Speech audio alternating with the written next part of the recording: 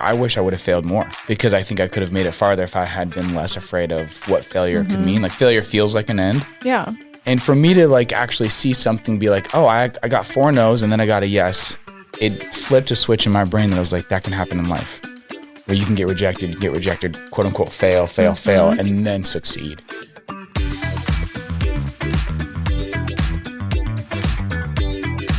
The following is a Big Sky Economic Development production. Welcome to The Vault, a Montana-based business podcast where we highlight the people and ideas driving our region forward. I'm your host, Marcel Brewski. You're listening to The Vault. Joining us on The Vault today are co-founders and creators of LUNE Marketing Studio, Wade Haesemeyer, the content director, and Sam Steingraber, the creative director. At LUNE, they help companies grow their business with compelling message and proper placement with targeted video ad campaigns. And you all have heard Wade's voice a couple times. He's been on the podcast at least 2 times. We've done a couple episodes with him, so definitely check those out. So welcome to The Vault, guys. Thanks for having us. It's good to have you. I'm going to just jump in because I love your story that I've heard from both of you about how you guys met, came to be. We've heard a little bit of Wade's background story, and we can give the audience a little bit of that too. But Sam, you are a new voice for us on the podcast, and we would love to get to know a little bit about how Sam came to be Sam. Okay. Where would you like me to start? Like as early as you want. We love a life story. From the beginning. From the beginning. Yeah. I feel like I'm still becoming Sam. I don't know. Yeah. But how did we get to this Sam? Becoming Sam. Yeah. Because that's a good title for something. Yeah. Like maybe a book someday. Anyways. Maybe someday. Yeah, that'd be cool. Yeah. That'd be good for you. I couldn't write it. I'd have to hire someone because I'm not a great writer, but. You can pay people to do that. That's true. That's pretty common. Where'd you grow up? Like all the things. Where'd you go to school? What was it like?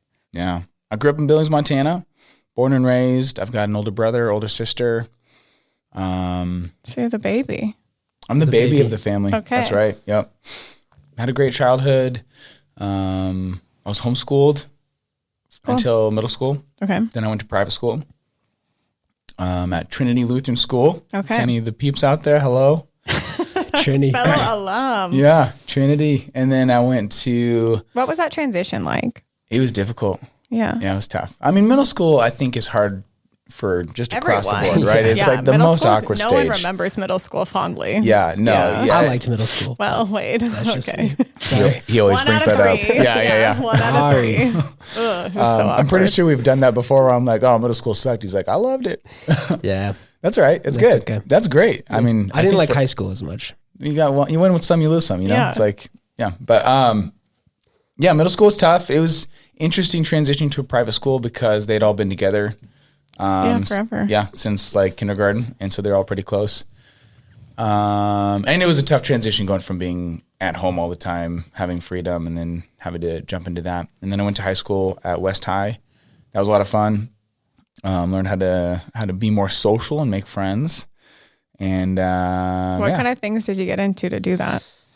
Because West is huge. West is very big. Like Billings schools are like ginormous Yeah. comparatively to other. Yeah, I was primarily in the music scene.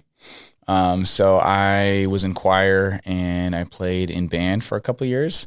Tell us what you played. I played drums. Okay. Yeah. I know. I mean, I knew that, but I'm like, the audience needs to know that. Yeah. I played drums, and That's how Sam and I met. it's originally. true. Yep, I taught Wade drum lessons back in the day, and then we both played at our church for years. Long time. Yep. Long time at Faith Chapel, and so I played there for many years. I carried through with drums longer than I did any sort of singing or any other instrument, but I did choir all 4 years because that was a lot of fun. Yeah. What kind of stuff did you like? It's like to sing choir, right? Like, did you guys, I don't know. I feel like Billings is big enough where like you can maybe be like, we're all in on jazz or whatever. Yeah. I don't know. I mean, all this stuff was like given to us in choir. So it was just fun. So I did choir all 4 years. I did band for the first 2 years, but choir just had a culture and experience that was really fun. And so I enjoyed that. And, we got to there's a lot of my friends that were in choir. And so that's where I started to meet new people. And then I was also really involved in my church. And so that's where I met a lot of friends and got established and started playing drums at the church with the different ministries. And that became a big part of my life. And then, played at the church for a lot of their big events, their like Christmas services, which is pretty big. That's huge because that's a lot of people and you're like performing, right? Like to a bigger audience, because I think we all know that everyone comes to Christmas Mass. Yeah. Maybe not, right? The Christmas people, and they're all out. Easter. So it packs it in more. Yeah, we call them, at the church, we call them the Creasters. That's good. The people who come for Christmas and Easter. And then for a while, Faith Chapel had a Halloween thing, so they'd call them Creasterweens. That's funny. People who come around for those special events. But I know that is special for some people, just have those things a couple times a year. And for a musician at a church in Billings, Montana, to play in front of 10 to 15,000 people. Yeah, that's a lot. In a matter of a few days, that's a big deal. That is a big deal. And so we'd put a lot of prep into the compositions of those pieces, and it was a lot of fun. And so did that for some years, and Wade was a part of probably 4 or 5. Yeah, Wade, when did you enter the scene? Oh, man. Wade enters. Yeah. Right. I don't know. I mean, I started playing in the big stage when I was a freshman, but and played all the way through college. How many did we do together?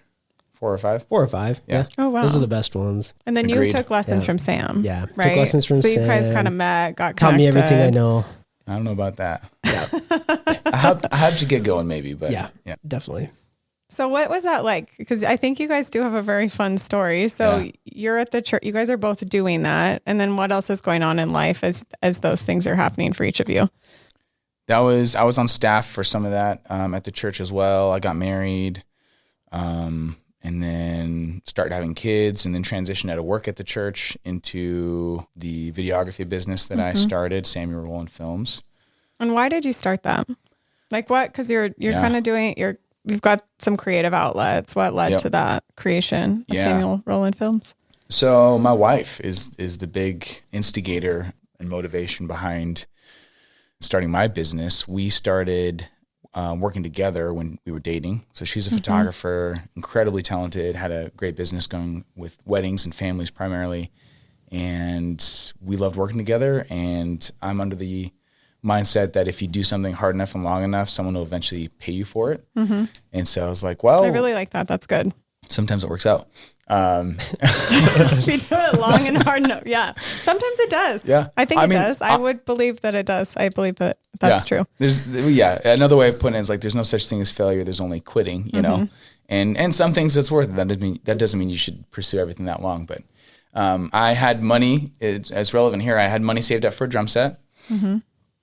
And it'd been a while since I'd upgraded, and instead I made a business decision, and I bought a camera and a lens, and I started shooting weddings, and the business grew from there. People started paying me for it, and the wedding industry in Montana is pretty thriving. It's big. It's a destination place, and so places like Bozeman and Kalispell and Missoula get a lot of traffic for weddings, and so. And at this point, were you just doing photography, videography? So I've never done photography myself, but yes, with me and my wife, photography and videography, some together, some separate.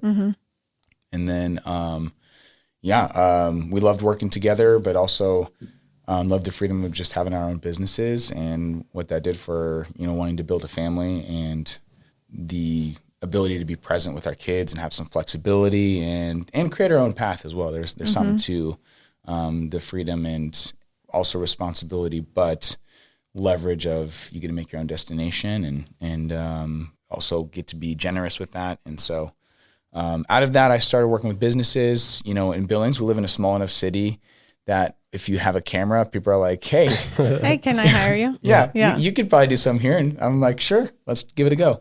And really enjoyed that. And organically working with businesses became a pretty substantial part of my content creation.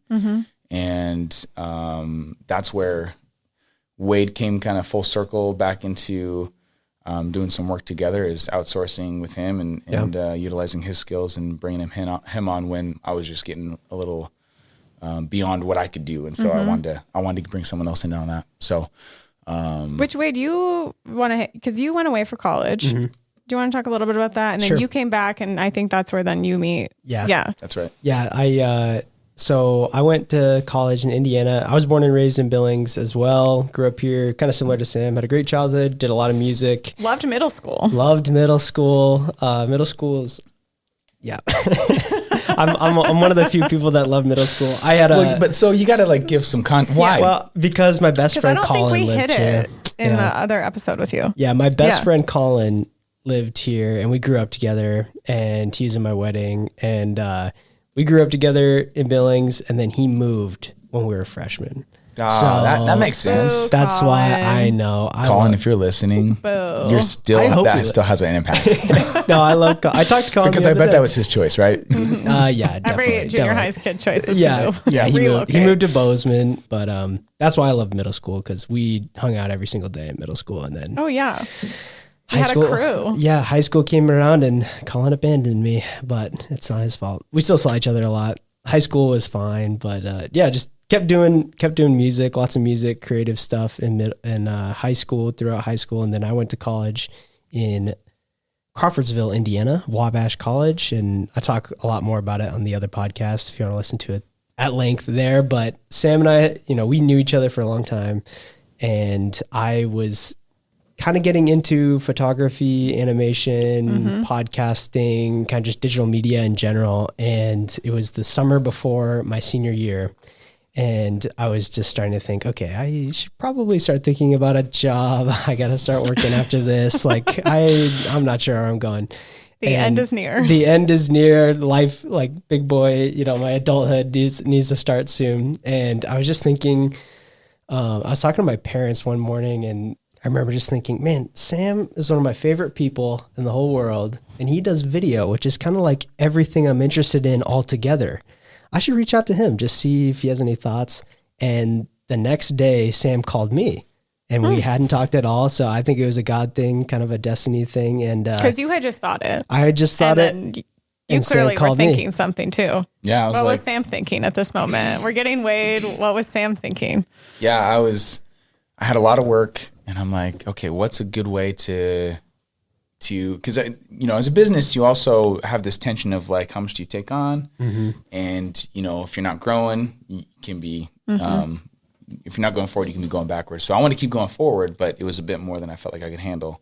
And Wade came to mind as someone who, I love the idea of like the benefit of training someone. So you both get a benefit. It's like you're getting some skills, and you're growing and learning that, but also because of that, it's a little bit more affordable, and so everyone wins, kind of a thing. And so I'm like, okay, Wade, I think could be really good at this, but it could be really beneficial for me, where I'm not going to have to outsource someone who's like, oh, I'm paying top dollar to get this done right. Yeah. So I have to ask before. So what made you think because you guys had interacted, right? Like playing drums, that was kind of like what came to mind. But what were some of those other things? Because you have a need, and you're like, you probably want to trust the person you're thinking of, right? To bring in, because you need them to pick it up quickly. So what was it about Wade that made him come to your mind? Yeah. Well, the fact that he's creative, but then, also we'd spend a fair amount of time together. So it's like, I felt like I could trust him. He's reliable. And that, honestly, over the years, I've learned more and more that that's more important than any skill set, is the ability to trust that someone's going to follow through. They're going to be who they say they can be. There's two types of trust: functional trust and relational trust. And obviously you need functional trust. I know that you can do the job, but relational trust. Can you edit a video? Can you edit a video? Operate a camera? Yeah, absolutely. And those capacities definitely matter, but anyone can do that, really. Anyone can learn that. Anyone can learn that. Absolutely. And so that's what it was with Wade. It's like, he doesn't know the skills yet, but he's got the relational trust down, where when if I'm like, hey, can you be here at 8 a.m.? He'll be here at 8 a.m., probably 7:45. Yeah. Sure. And so. Which we love a little early. Absolutely. So that to me was like, okay, let's just see if Wade's interested. Yeah. Yep. Yeah. So I got a call from him after just thinking about it, talking about it out loud to my parents, but that was it. And so I just get this random phone call from Sam. I'm like, oh, I haven't talked to Sam for a little while. It's kind of random. And I remember I was actually at the church getting ready to drum that day. And you're just like, hey, I got a lot of work. I need some help. I think you are learning some skills that could be applicable. And how about I teach you what I know and you help me out? And so that's how it started. And I started going through courses and then just asking a lot of questions, working with Sam. I just had my laptop set up in his office, like on the side of his desk, and trying to edit videos. Pretty janky. Yeah, it was super janky. I don't even somewhere. Know. Yeah. I don't think. Office settings, guys. Yeah. So I wish we would have, because now it'd be nice to go back. It would have been great to have. Yeah. I probably have a picture of the office space, but not Wade there. So we could stencil it in. Yeah. It was pretty sketchy. I mean, I just pulled up a chair, and he's a lot taller than I am, so his desk was way too high, and so I'd be sitting with my hands like at my chest level, like working on my laptop while he's on his computer. But so we shared an office from essentially, I mean, ever since I started working with video, we shared a space. And so I started learning that summer, kind of informal internship. And then I went back to school, finished college, and came home and was working part-time for Dave Fissick. He has a shelving business in town. So I worked part-time for him, and then part-time building shelves, just putting together shelves, cleaning shelving. Is great. Dave taught me a lot of stuff about business too. He's a business owner. He's had his business for, I think, over 30 years at this point. Wow. And he's also an accountant. So which is super random, but it was so cool to just see his, how he operated his business. And he would tell me all the stuff you shouldn't do. Like, don't do this. So if you own a business, don't do this. And one of the most impactful quotes he had that I still think about all the time was pricing is the hardest thing you do as a business owner. And I think about that all the time. We are writing out proposals or trying to figure out how much to charge for, this video or this project, this campaign. Pricing, you go back and forth. It's like this emotional roller coaster. Like, I should charge this much because I know it's this valuable. Oh, but they might not want it. And so anyway, pricing is the hardest thing you do as a business owner. I think about that a lot. But anyway, so I was working part-time for him, just putting together shelving, learning about business kind of from a different side of things, and then working with Sam as much as I could as I built my own portfolio and getting my own clients. And then so we shared an office from the beginning, but we had separate businesses, but we collaborated on a lot of stuff. It was super helpful to have someone else's eyes on a project. Like, can you look at this? Like, I've been working on this edit for 6 hours straight and my eyes are dying. Can you just see if it's any good? And so it's helpful to just have someone else's perspective. And then over time, as we did more and more projects together, it was just a natural transition to say, okay, we need to do something together. Yep. So you had Samuel Rowland Films, and Wade, when did you start your company? And do you want to talk a little bit about that? Because you were in college, then you come home, work with Sam. Sam's like established, busy, especially with wedding things. Like Montana is a booming wedding destination. Yeah. But when did you start yours? Yeah. So Lamplighter Creative is my business. Started that right out of college. So right when I graduated, I registered my business May 2022. And so that started right away after college. And so I operated that doing podcasting, animation, and video. But I called it creative because I still had no idea what I wanted to do. I still feel like I don't know what I want to do when I grow up. But same. But either way, I just know whatever I do, I want it to be creative and I want it to be providing value for people. And so, Lamplighter Creative was born just right out of college, and we just kind of tag team stuff when it made sense. And then over time, we kind of transitioned to LUNE, being it's both of us now officially. Let's dive into that. I want to talk about it. Let's dive into because you guys were working in Rock, right? You guys had a very cozy little office in the basement of this building where we're sitting. Yeah. I'd always walk in and I'm like, wow, it's so calm in here. Like the lighting is nice. It's not like what we're experiencing now, but overhead lighting, it was really nice, but it was little and you guys are just both, two desks in there, but I think most people were surprised when they'd find two people in there. They're like, oh, wow. Okay. It really was, it was functional for two, but it was tight, and I think most people would expect just one, and you'd open the door. It was meant for one person. Two people in here. Yep. Yeah. But you guys made it work. Yeah. One thing I will say before I forget, I don't know if I'm actually the one who thought about calling Wade. It might have been my wife. Oh.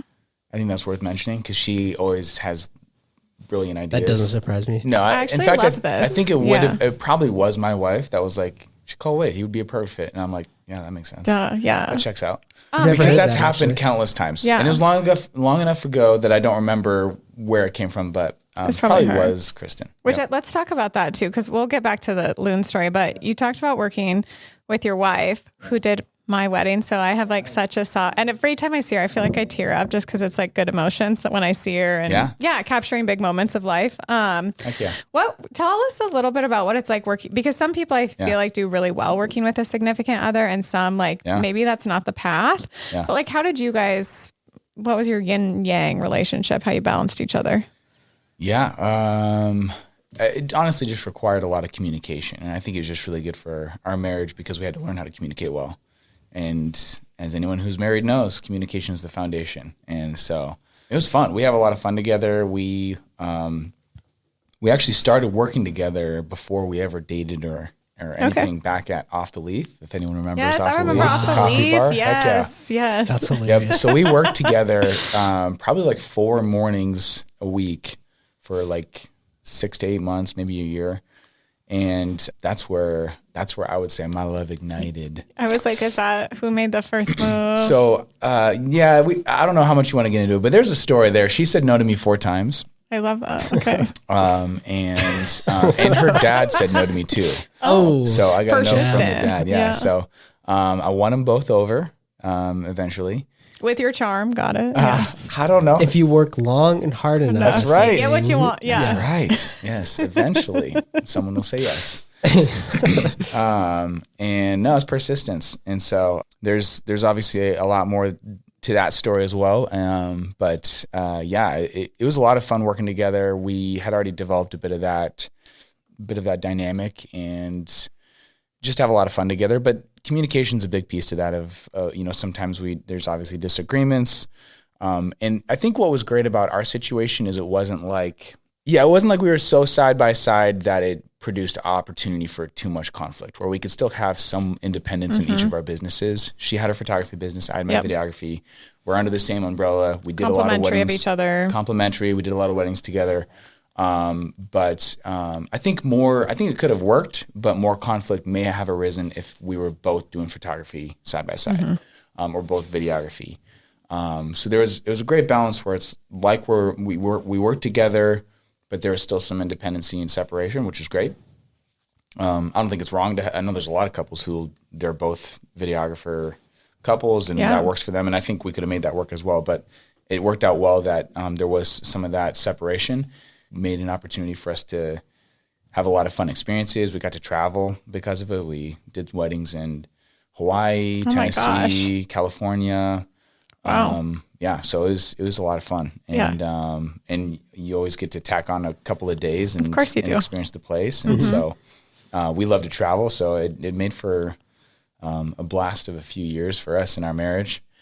And set the stage, I think, for the next step. So really grateful for that whole season. A little work, a little play. That's right. Yeah. It was a lot Travel. of fun. Yeah. That is fun. Yeah. And I think it's important to learn how to navigate that stuff as well with your spouse, and grateful that we got that opportunity to learn how to communicate through all that.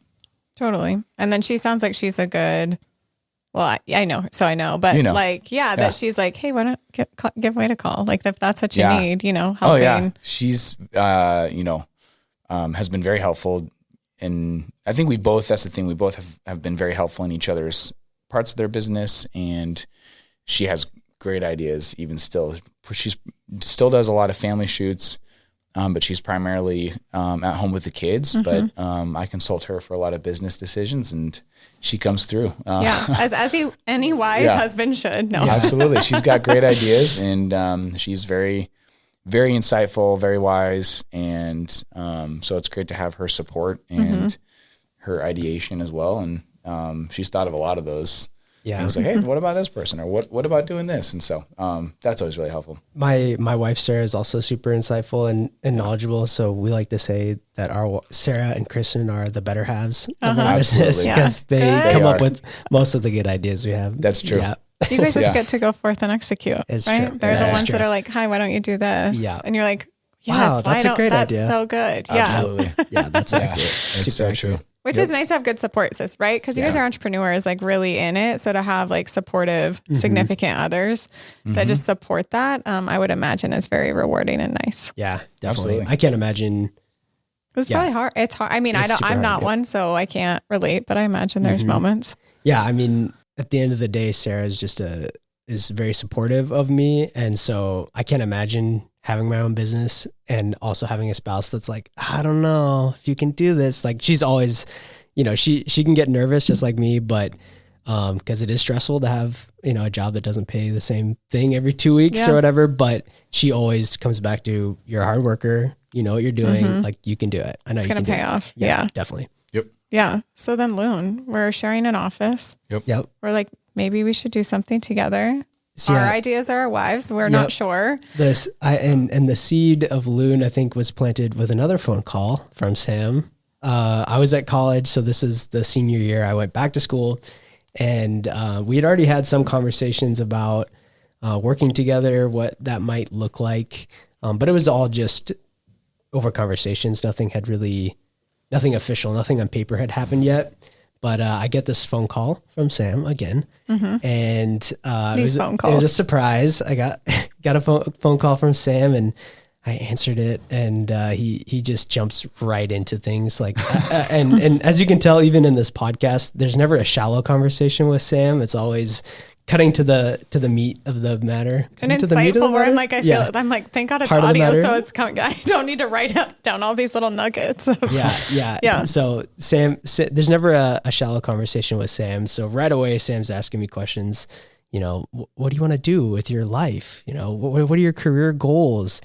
Where do you see yourself in 5 years? And I had just woken up from a nap. He woke me up from a nap. So, I'm in college. I'm resting. I didn't have a good answer for him then, but the seeds are being planted of like, we work really well together. We have a lot of complementing skills, and we just work well together. That trust had been built. And so over time, it just made sense to create a business that was both of us together. But he woke me up from a nap, and that was kind of the start of LUNE before LUNE became about. But we got no time for naps. We got work to do. I don't nap anymore. That's for sure. Yeah, no, naps are great. Naps are great. I'm a firm believer in naps. Yeah. If you get a call from Sam, you never know what happens. You never know what it's gonna be. Wake up from a nap, and you're like, what are you doing in the next 5 years? Yeah. Good. Oh my gosh, dude, I don't even know what. I don't know what I'm doing tomorrow. I don't even know what time it is. So the seed had been planted, or maybe what could this someday look like? Yeah, definitely a seed. There was still a lot that happened after that. Yeah, and that was probably 5 years ago. That was still before Lamplighter. Yep.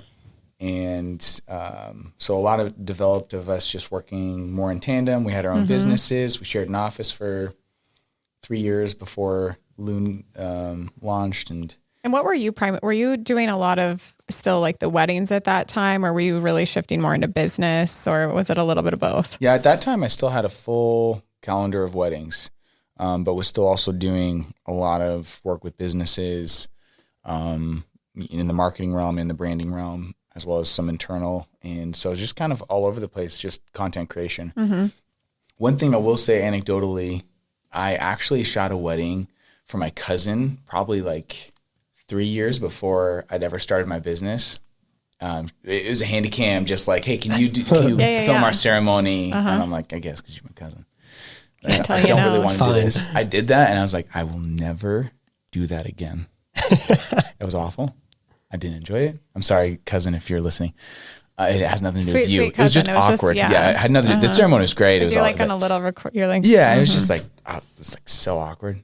And I didn't know about this. I felt uncomfortable. This is really good. I'm glad we're hearing it. Yeah. And and my parents were like, oh, how'd it go? I'm like, I think it was fine. I don't want to do it again. Like if someone asked me to do it again, I'm probably gonna say no.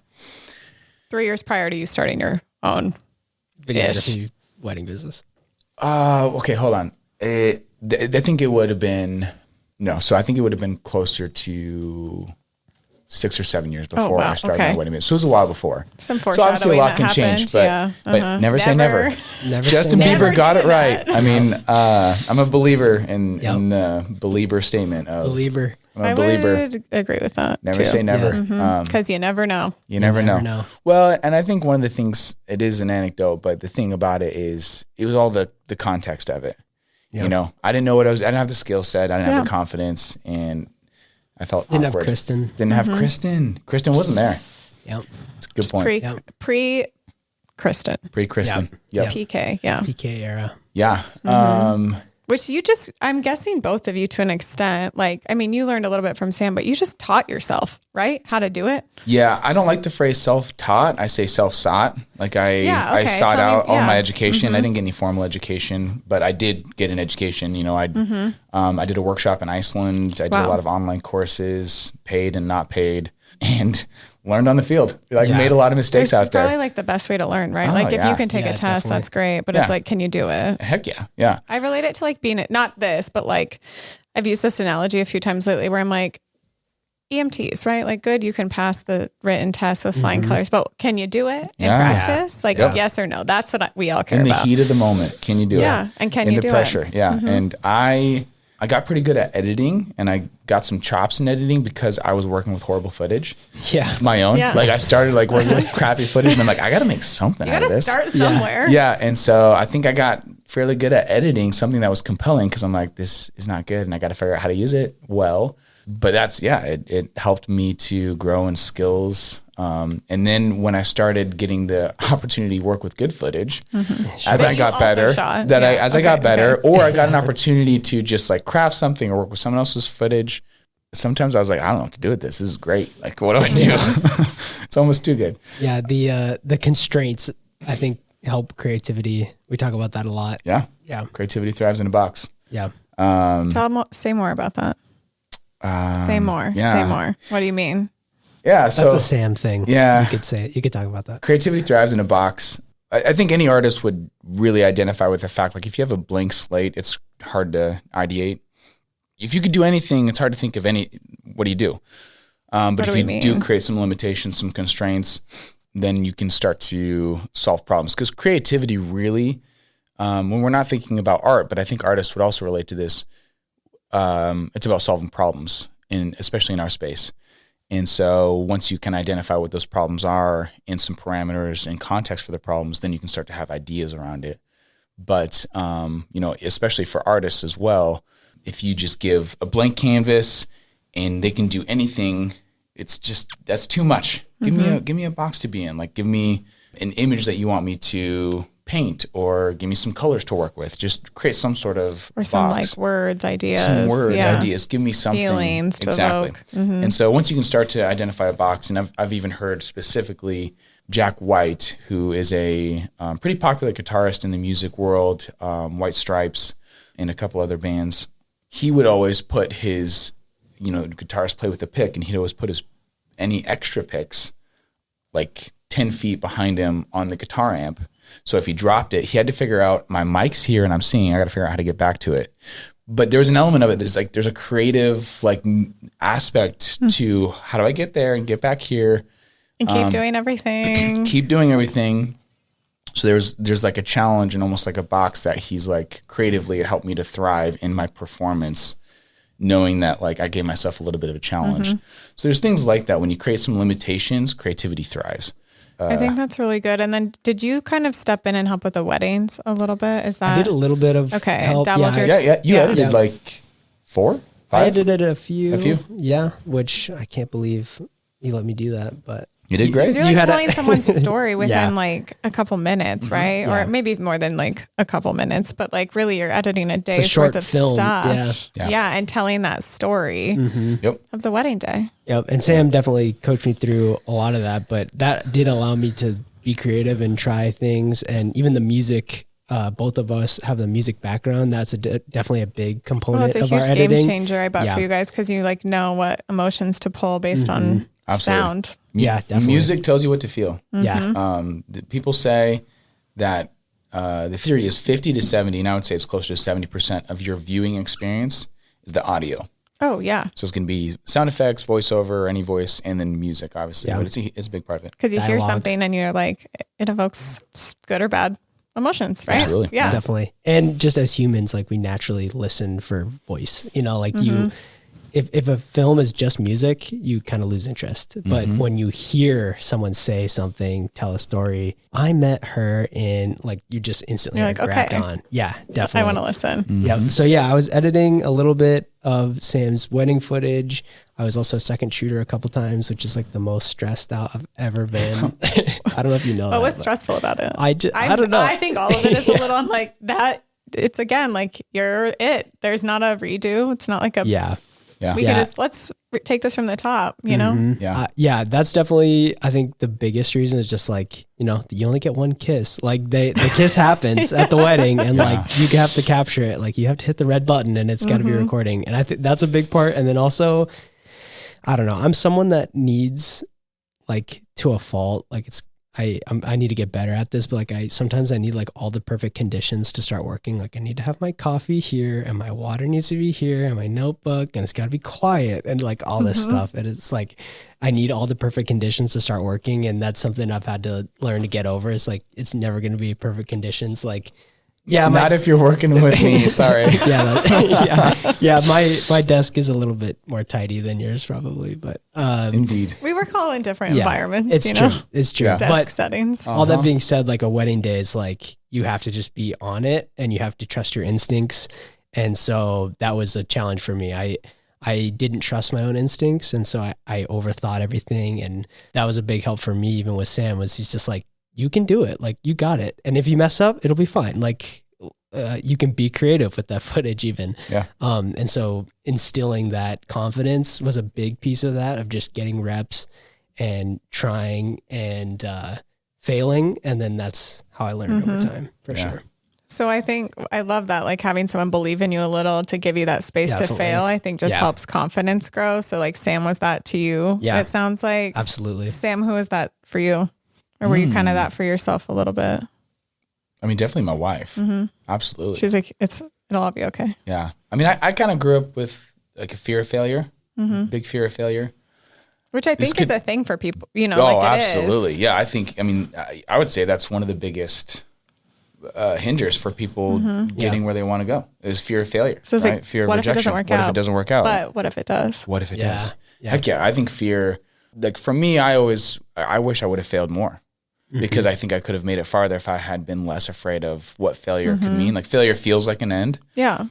I think for me, the big shift in that, I'll try to say it briefly because there's a lot more to it. I was diagnosed with lupus when I was 21. Sorry. Thanks. Yeah. It was earth shattering, changed my lifestyle, had some rough moments just with my health. And that's young. Early on. But honestly, in some ways it was the biggest gift. And so for me, it grounded my faith spiritually and also my perspective of if there's something that I want, I'm responsible to pursue it and make it happen. And so honestly, that I don't think I would have pursued Kristen 4 times. 5 times, I guess. I got 4 no's. 5th time was the charm. I don't think I would have been that persistent if I hadn't gotten lupus. I think I would have been a little bit more complacent and just taken the no and walked away. But I was like, I'm going to make this happen because I'd been through some of that trial and hardship and been like, no, if I want something, if I want to, I'm going to do it. if I want a good life, if I want to be healthy, I got to take care of my body. If I want something, I got to work hard to get it because it can just be taken away like that. And so I'm responsible for that. And there's a lot of things outside of my control. So what is in my control, I'm going to make the most of it. And so that was my perspective with Kristen was like, if this doesn't work out, it's not going to be because I didn't try hard enough. And It won't fail because of me. it's not going to fail because of me. Yeah. And so That's a NASA thing. It's good. I really am. Yeah. It's very insightful. yeah. And I told her that. I said, I was like, I'm not going to be a creeper. So like, if you tell me to leave you alone, I'm going to leave you alone. Yeah. But until you explicitly say like, leave me alone, I'm going to keep pursuing you. And that's when she said yes and we started dating. Yeah. And look at you now. No, look at us now. Yep. 10 years in, 5 kids in, 5 houses in. Yeah. 5 houses. We won't go yeah. there. We won't go there. It's not worth it. That's another That's day. for another podcast. Yeah. Yeah. But that, and then that working out was a huge win. Obviously, it was just a win on paper and in every other way, but psychologically as well. It was for me. I was like, oh wow, like if like that's one of the biggest life moments. Yeah, is who you marry. Yeah. And for me to like actually see something, be like, oh, I got 4 no's and then I got a yes. It flipped a switch in my brain that I was like, that can happen in life, where you can get rejected, quote unquote, fail, and then succeed. And that helped me. And then obviously the support of her was a big deal. She pushed me to be like, you can do this. And the belief that someone believing you is a big deal. So I would say my wife believing me was that person. And then also that perspective shift of like, oh, I can keep going at something and eventually it will turn around. It might just not happen right out of the gate. That's right. And yeah, so obviously there's been a lot of other people who've believed in me. I had a young mentor when I was at the church, Matt Blakesley, part of the Art House. Yes. So he's a mentor of mine for a long great. time. Matt is doing amazing. Big things in the community. Love Matt. Shout out to Matt if you're listening. And so he was a big believer in me and my capabilities and my leadership, and poured a lot into me for many years, and was a great mentor, boss, and friend. And I'm very grateful for that season of life. And so that that was a big deal. I think having those people in your life, game changer. Yeah, and clearly you guys believe in each other to then come in and make, let's get to the LUNE. So we've teased it enough. Yeah. So let's dive in. You guys share an office and then you're like, let's go. Yeah, it's funny. So LUNE came about, obviously we were working on our projects separately, working on them together. And just over time, it was just very clear that what we can do together is far greater than what we could do each separately together. That makes sense. 1 + 1 doesn't equal 2. 1 + 1 = 3. And so if that makes sense. And we both came from the content creation realm of like, we make videos, we make cool stuff, and which is awesome. And we still do a lot of that. Like video creation is still the core piece of LUNE marketing, but it just got to a point that we knew there was a big gap that we were seeing. And we create this amazing video, we hand it off, and then, a client says, okay, now what do I do with it? Like, oh, we don't do that. We don't know. Like, that's up to you. It's like, well, but enjoy. Yeah, this right. beautifully produced video we made for you. Yeah, sure. Yeah. And no matter how beautiful the video, it doesn't really matter if the right people don't see it. Right. And so that's kind of how we started. The gears had been turning, the seed had been planted a long time ago, but just growing of, okay, how do we take this to the next level of how we use video in how we help businesses grow? Yeah, absolutely. And just wanted to add more value to our clients. Content creation is great, but marketing's tough. It's noisy out there. There's just so much content and good content and bad content. There's just tons of noise. There's a lot of noise. There's a lot of noise. And so it's like, how can we better help cut through all that? And I love your approach, and I love for you guys to dive into it. And then to like, coming in, like you're 2 entrepreneurs doing your own thing, coming together to do how that's been working. But your approach to storytelling, right? Because you guys are helping brands tell their story. And I think that the way you do it is just so unique and comparative to just like a normal like marketing agency, right? That's like, here's all these other things. But I think the approach you guys have is really unique. Yeah. And would love for you to talk about it. So there's 2 core pillars of effective marketing, we believe. And so it's a compelling message and proper placement. So effective marketing is marketing that makes you money. And it's reliable, it's measurable, and it's profitable. And how you get effective marketing is a compelling message and proper placement. So you can go into compelling message. I would say, there's a bit of pieces that come to the compelling message. Obviously, there's a lot of skills that can be developed on telling a good story. That's compelling. I think what we referred to earlier of just like the music, obviously, and audio plays a piece to that.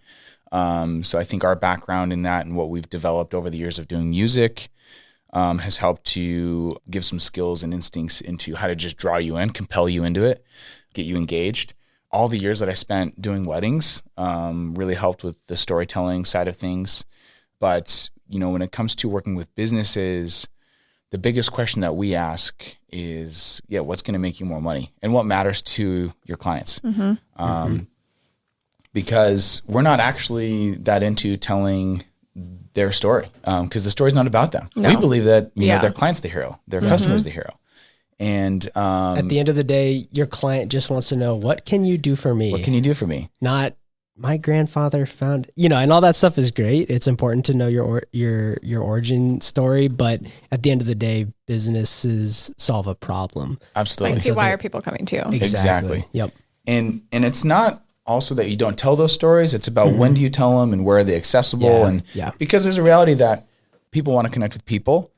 And so there is if you can be relatable and talk about, the origin story, and if you're local or your own story of your journey, obviously that can bridge a lot of gaps. People want to connect with people, but to start off with, the main story is making them the hero and that compelling message of, what can you do for me? How does this change my life? Why does this even matter? Why am I watching this?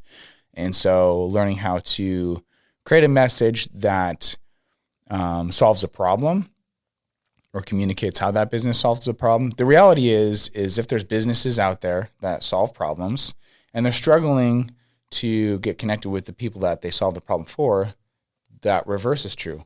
The people who have problems are trying to find someone who can solve that problem. And so we created LUNE to be the bridge to that gap. And I'm sure we can here, or anyone listening can think of problems that you'd love to have solved and just find the right person for it, whether it's fixing something at your house, or being more productive or more efficient, making more money. There's all kinds, maybe it's a health thing, but if you could find, there's so many things that we have unresolved in our life because we have yet to find the solution, one that we can trust, that we can afford, or that actually accurately solves it.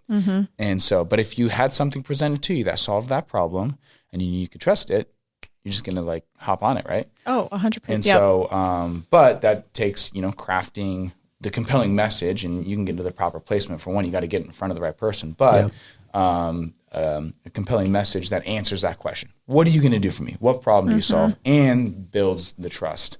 How do I know that you can solve it and I can trust you to do it? Because that's a piece to it as well. We're really any business is really selling trust. Yeah. It's all about trust. Yeah. Well, and I think you guys do it in such a way that it's approachable and fun too. Your videos aren't just hi, do you have a problem with X? And then here, they're fun and relatable to people that I think they're I could tap into that. Tell me more. Yep. Yeah. Let me click. Thank you. Yeah. And so I don't want to undersell the quality and the wittiness. Any of that stuff is all important. How you tell the story is because how you really guys important. tell it is amazing. Yeah, thank you. Thanks. And that's a huge piece of it. But at the core, it's all about that problem you solve.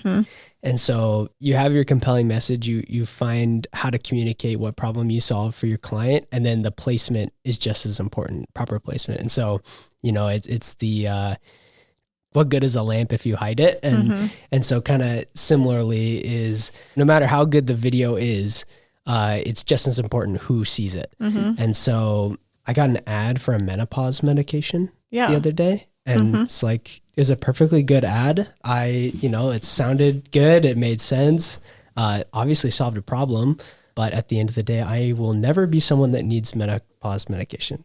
Nope. And it'll be a while till my wife does. So that is an example of improper placement. It was a perfectly good message. I'm not the right audience. And so that's, the other half of the marketing equation. So we have the message is where do we put it? And so there's a lot of different ways we can figure out where to place a message. But one of the core ways we do that is through CTV. And we don't have to get into that CTV, too much, but that would technicality. Be connected TV, so Hulu, Paramount. Okay. But thank ultimately, you for it's us just and about the listeners that don't know what that is. Yeah, that's one placement we do, but that's at the end of the day, we just have to think about where is that audience, where is your client, and for the problem you're solving. Exactly. Yeah, for the problem you're solving. Yeah. So you guys make the message. You help figure out what is the problem, because I'm assuming some companies that you work with too. Even with the project we're working on with you, it's we need help even sometimes defining what that looks like. And then how do we share that message with our audience? And then how do we get to our right audience, right? Yeah. Well, and a lot of people think they know the problem that they solve, but it's really when you can understand your customer and client, the problem that you solve at a core level. And so, people want to feel seen and known and you actually get me. It's gyms don't solve the problem of finding a place to exercise. It's like relieving stress or finding community. But different gyms probably solve different problems. Right.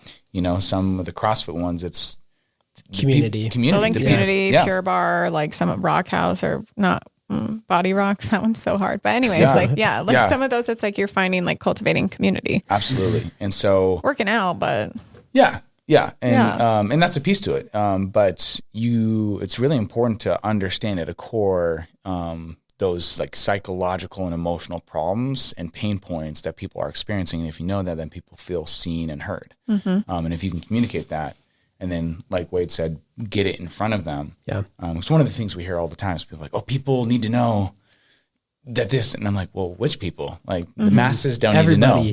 And if you want the masses to know and do a big PR, it's like, that's just going to cost a lot of money. Yeah. And like, is that really the best bang for your buck? Exactly. And so, you know, we don't specialize in like social media campaigns, but we might do a social media campaign because that's where the people are. Yeah. But if your clientele doesn't seem like they're going to be on social media, then we're going to do it on, you know, LinkedIn, or CTV is a common one. And one of the other things we love about CTV is the engagement level. You know, when you're on social media, you can scroll by. And social media is great because there's a low barrier to entry, but you can scroll by. Other ads that you see, you can skip them. But if you're watching Hulu or Peacock or any of those, you generally can't skip. Nope. And it's 30 seconds, so you're probably going to just sit there and hang out and watch the whole thing. And it's fine. Yeah, and it's fine. Good. And so we've all seen those ads, and oftentimes they're not great, but you've watched them and you've got the message, and it's like, I know if I need an allergy medication, I know where to go because I've seen all the allergy ads. Yeah. And so they're all over. But if you can make it a compelling one and get it in front of the right people, then you get a lot more engagement. And that's another piece to it as well, as you know, seeing allergy medication is like, oh my gosh, I hate watching these ads. And so when ads are irrelevant, it's really frustrating. And that's why placement is so important. If you have that problem, allergies are killing me right now. And you see an allergy ad, it's, as Sam mentioned earlier, it's just that bridge. It's like, oh, like, yes, someone solved the problem I have. I'm going to try this because I've tried the others and they're not helping. Yeah. Yep. And so when you have a problem and then you see the solution presented to you, it's a win for everybody. And so it can feel, you know, I totally understand the apprehension or kind of the bad taste in your mouth when you hear ads, like, oh, nobody likes ads. But if it's an ad for something you actually need, if it does solve a problem, you care about it a little more. Yeah. Definitely. And so I'm trying to think of an example. I've done a supplement one, but it's because I've heard it on a podcast, right? Okay, so proper, sure. like, I know it's just audio, but it's like placement. Well, that's the thing. Right? We're and firm then a believers. Discount code, but I'm like, it's because it's placed in a pot, and I'm like, oh, this is good. Yeah. So we're firm believers in compelling message and proper placement, but that message does not have to be a video.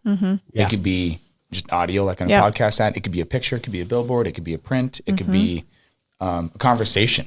Yeah. So that compelling message can be anything. The medium that we tend towards is video. We also do display ads, which, you know, is a static ad. And we just believe in our skill set is in video, but we also believe in the power of that. You know, video. Oh yeah. That's how people perceive, like, that's just the world we live in. It's the world we live in. No video one's reading is like a very book common on something. Exactly. And so it's so highly consumed. It's the most consumed medium. And I think it's the most an effective way to communicate how you solve a problem in 30 seconds. Most dynamic. So that's why we tend to lean towards that. However, compelling message can be in any form. Yeah. Even how big thing for us is how we communicate, how you talk to clients that come in. You know, every sentence you say to a client is marketing at the end of the day, how you communicate your brand and the problem you solve. Yep. Yeah. So you were talking about we work with our clients to help craft that. So we saw a couple of gaps when we were working together in our office. A lot of our conversations revolved around the gap that Wade talked about of, you know, we'd hand off the video and they'd be like, what do we do with it? We're like, good luck. Like, put it out there, like show it to the people. But we also saw the gap too, where we'd get a lot of people be like, oh, I know I really want to do a video, but I haven't thought of a good idea yet, but I'll reach out when I do. And so we wanted to create a business that also people could feel like they don't have to have the quote unquote good idea or even know what kind of video they need. We come in and we have those discussions to figure out, what are you trying to accomplish? What are your problems? What are your obstacles? Where are you trying to go? And how do we get you there? And does video can we help? Because we're not going to take on a client if we feel like video is not the right thing. I've had people come to me and they're like, oh yeah, we need to do this and this and this. And I'm like, video might be a piece to that, but it's not going to be, what you need. And so, in the end, which I'm sure people appreciate, that you're not like, oh, well, we can do this, even though you're like, it maybe isn't best for you. Right. Yeah. We're not just trying to get, more notches in our belt, and more contracts. We want to get people where they're trying to go. And we want that to all be in-house, that they feel confident. It's like, we're going to bring you on board. We're essentially going to be a fractional team, a part of your business, and solve those problems. So you don't have to have all the answers. We help craft, work with your branding and current messaging marketing strategy to create a campaign that's going to be effective and get you where you're trying to go. And then you guys just run it. So do you want to get, which I think is awesome. It's like, here you do all this upfront work, which is really important. But then what I love is like, then you just take it and go, and the other team can be like, this is running and I don't have to do anything with it now. It's like, we're running on and off. But can you talk a little bit about some of the projects you have worked on? So if people are listening and they're like, oh, I want to like connect with them and explore what that could look like for my company. What are some people and businesses or just types of projects you've worked on so far? Yeah. Want to talk about TPS? Sure. So TPS, Truckers Per Rate Service, is a business based out of Ohio. And we got connected with him because he took on a family business. His grandmother started it, and they do the compliance work for truckers. So just like taxes, every year you have to file your taxes, make sure you're compliant with the government, with the IRS. Similarly, truckers have to do that all the time to make sure they're compliant with their trucking. And so they have all this paperwork they have to fill out. They have to make sure they are compliant, or else they might get grounded, meaning they can't drive anymore. They can't earn money. They can't support their families. And so the problem that TPS solves is the paperwork, but really it solves the stress of, am I compliant? Am I going to stay on the road? Can I keep supporting my family with my trucking business? They take care of all of that. And so that's a campaign we've been running, display ads as well as a video ad. And so as time goes on, we're getting more data on, who are responding to these ads. Going into it, there were a lot of questions of, who is a trucker that would hand this off? Some truckers maybe are like, nope, I'm taking care of everything myself. They're not going to be the target demographic for TPS.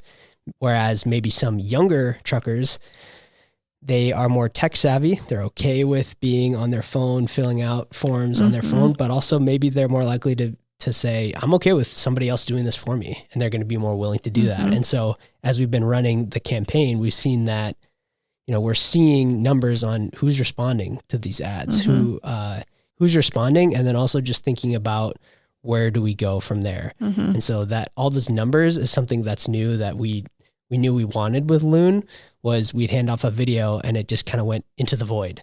And so with LUNE, we're able to see who's clicking, who's watching, and seeing all those numbers helps guide the campaign. And we don't have to just shoot into the dark. It's not just a shot in the dark with marketing. It should be based on numbers and the data that we're seeing. And then maybe adjusting that too to feed more of those people that it's organic. It's very organic. Yeah.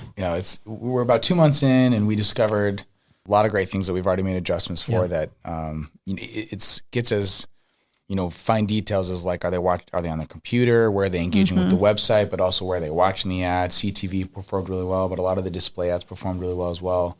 But everything came back to leaning towards CTV and computer operation as opposed to like phone and tablet. Whereas some ads are going to perform better, phone and tablet, but having that connection back to a computer is where people responded. And so just making adjustments in the ad campaign. So there's a reality you guys do that, right? And we do you all guys that. Monitor, we monitor all these things we're talking about. You two do it. You we guys monitor do it. And not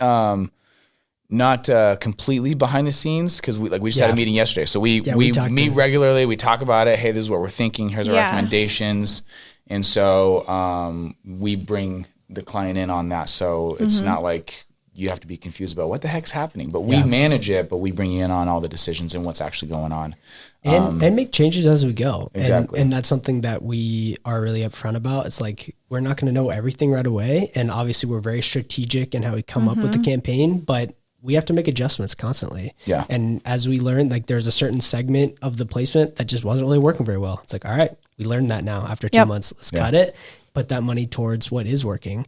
And so it's never just black and white success or failure. It's what is working, what isn't, and how do we pivot towards the things that are working. Yeah. And it's messy. It takes time to get it dialed, and marketing can feel really mysterious. And we're trying to take some of the mystery out of it by making, with something that's measurable, reliable, and profitable, but there still is always going to be some mystery. Yeah. You might know your clients pretty well, but you got to put it out there to see what they're actually going to respond to and where they're going to respond most to it.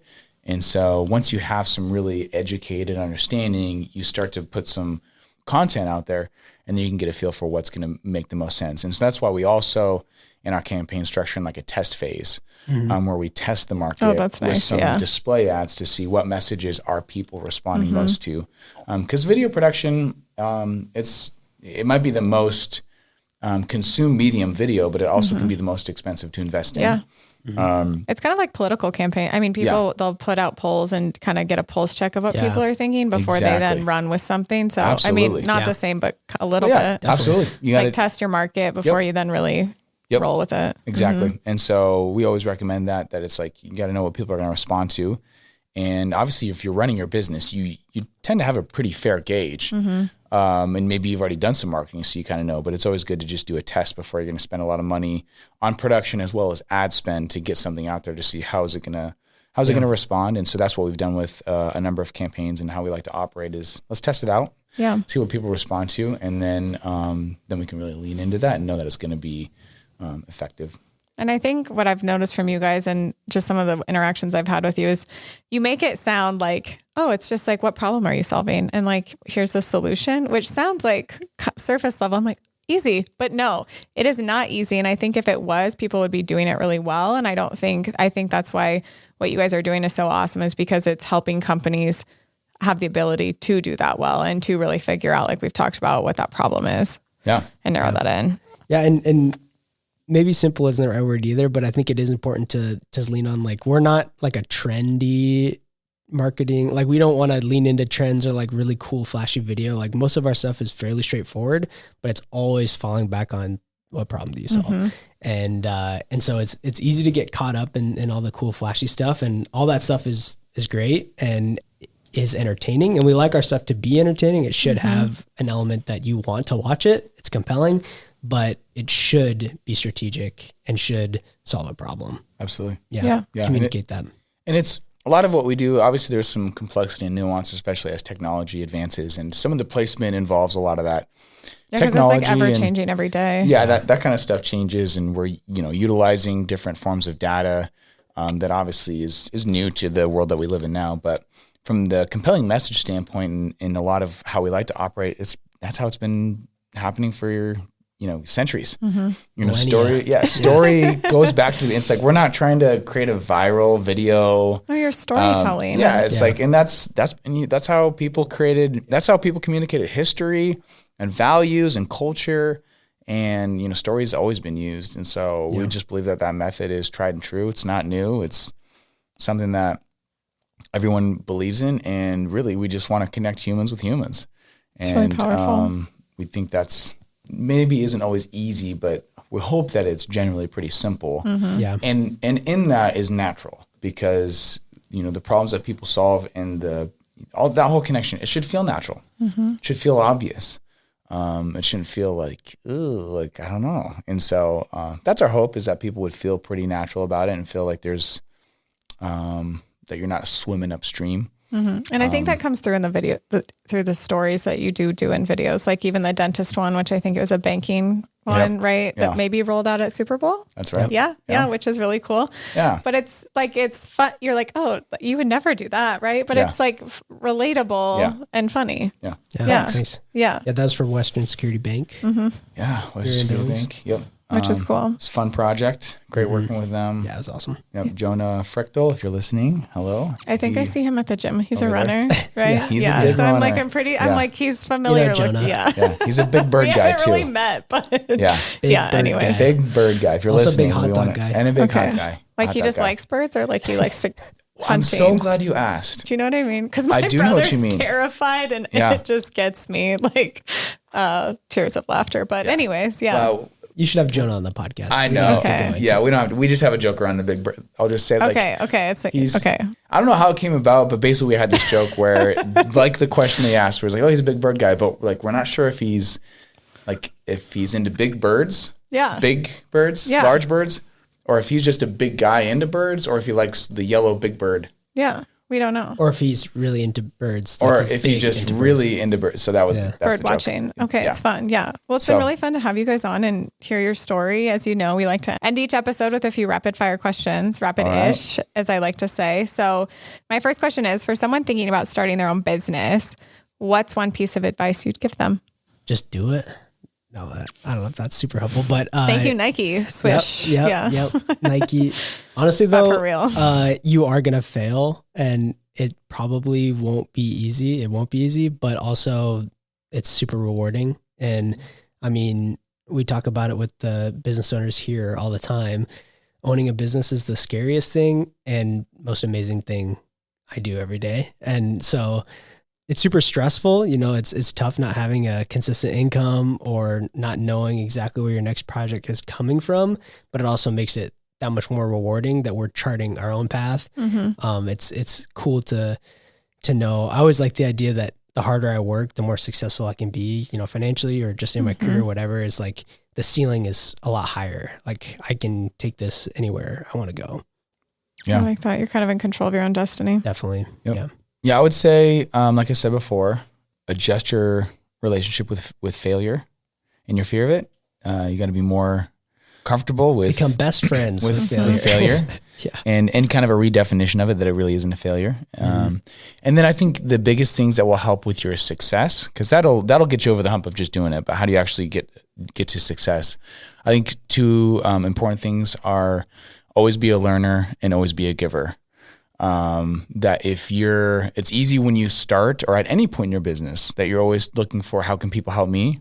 How do I get where I'm going? You're always trying to get something. Yeah. But if you're always helping people get where they're going, then generally you'll get what you need to get going where you're going. So if you get into it, not trying to make sure that you're getting where you want to go, but are helping add value to other people and contributing to those around you, other businesses and the community and society, then you will also see that come in return. Yeah. And if you're always wanting to learn and not feeling like you arrived, then you will always learn. And the more you can learn, the better you can be at what you're doing. Yeah, the give first mentality. And another piece to that would be just like the rising tide mentality, something we talk about a lot. Is, we talk about that a lot in economic development. Yeah, yeah. It's like, you know, it can be easy to get nervous or think about the competition, like, oh, somebody else is making videos, and that competition kind of fear is natural. But I think at the end of the day, if other people are doing great work in a similar space to you, there's going to be more need for that. And the more successful Billings can be, your industry can be, the more successful all of us can be. And so I think it can be a win for everybody. And so I wouldn't worry too much about the competition. Focus on just doing what you do to the best of your ability and add value to others. Yeah, would be another piece to that. I think that's great personal and professional advice. Like, how do you do, you're like your own competition, right? Like you're in competition with yourself, and how do you do better the next time or the next day? Absolutely. Failure things. Yep. This one I'm excited about. So what's maybe like a daily, weekly habit that makes a big difference in your guys' life, business and or personally, just as entrepreneurs? I ride my bike to work a lot. Fitness and health is always a big component for me. I mean, I don't work out to just get stronger. I think that's a piece of it, but it helps me sleep better. I'm nicer to my wife. I'm easy to be around, easier to be around when I'm healthy and active. And so I always have something physical every day. Doesn't matter what that is. It could just be a walk after dinner or riding my bike to work or lifting weights. Like having some sort of physical activity every single day is definitely a habit that I have to helps me better as a person, but also helps me better in my business. I like that one.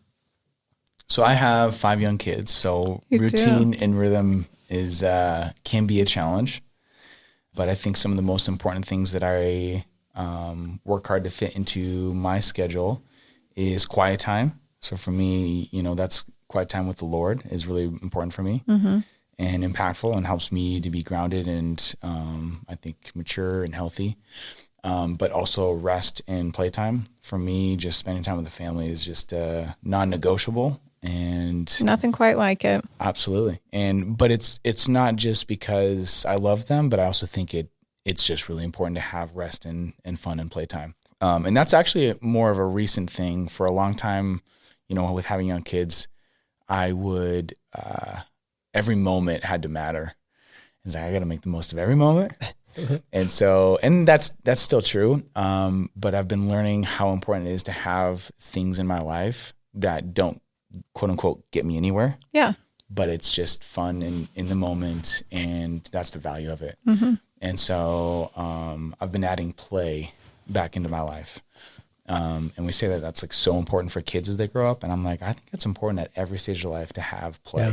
Yeah. I do too. And I think kids help bring it out. Absolutely. I mean, I don't have kids. I have little cousins that are like, I talk about them. They're like a niece and nephew. And I'm like, love being around them. Cause I'm like, they just bring out like fun. I don't know. They're just fun to be around. Yeah. Yeah. There was I might butcher this, but there's a friend of mine was reading a book, and he talked about like what happens in our brain when we're resting. And they have found that our brains are working, if they work, or being used as much when we're at rest as they are as when we're at work. And that's why we often have our best ideas when we're not doing anything, quote unquote. It's because that's when our brain can still give the same amount of effort, but to go into directions that we didn't allow to because we were accomplishing, do. And so I think there really is some practicalities to like the power of play and rest, because, and I don't do it just so that I can have a great idea, but it helps. There's a lot that can happen when you give yourself a moment. Yeah. Yeah. I like that. My last one, and I'm excited to hear what you guys have to say on this one. It's because these have been great answers. What's a book, podcast, or resource that's influenced how you tell stories? Just talk about Donald Miller only, but I mean, Donnie Miller.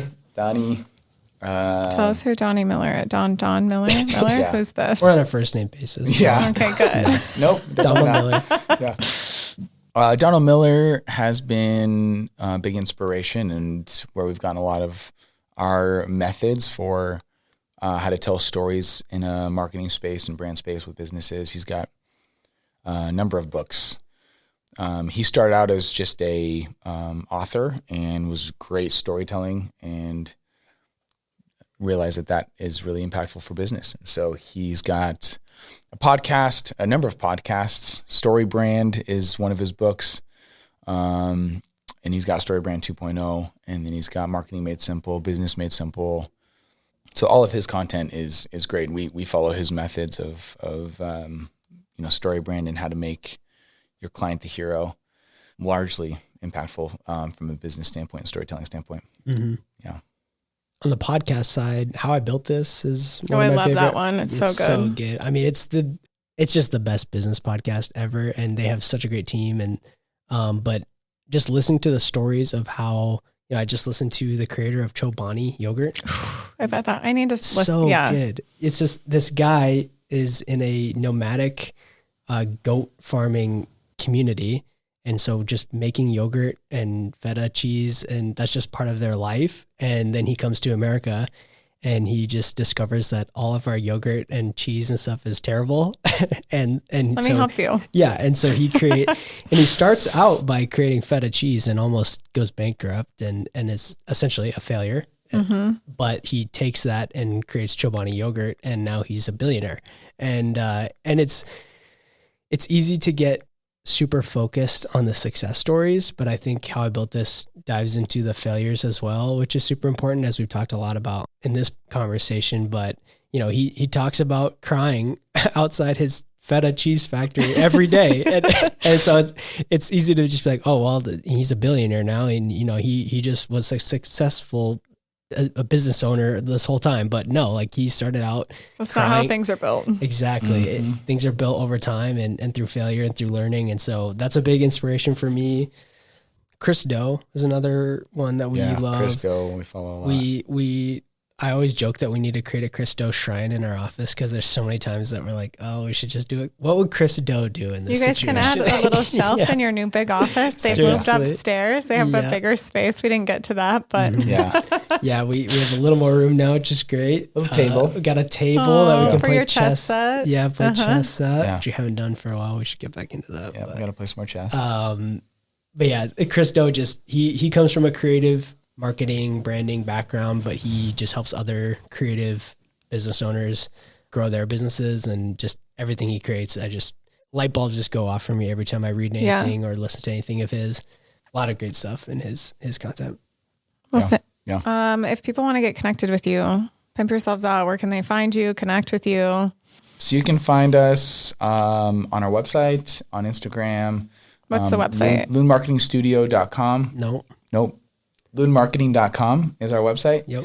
And LUNE Marketing Studio. I know these things. I always have to be like, is it .org or .com? I don't know. We're .com, and anything LUNE Marketing Studio, Vimeo, Instagram, Facebook. That's the handle. And I don't think we're on Facebook. But you're on LinkedIn. We are on Facebook. Are we? We're absolutely we're on Facebook. sorry. And we're on LinkedIn as well, LUNE Marketing Studio. Wade's phone number is 406. I'm kidding. Yeah. His social security is.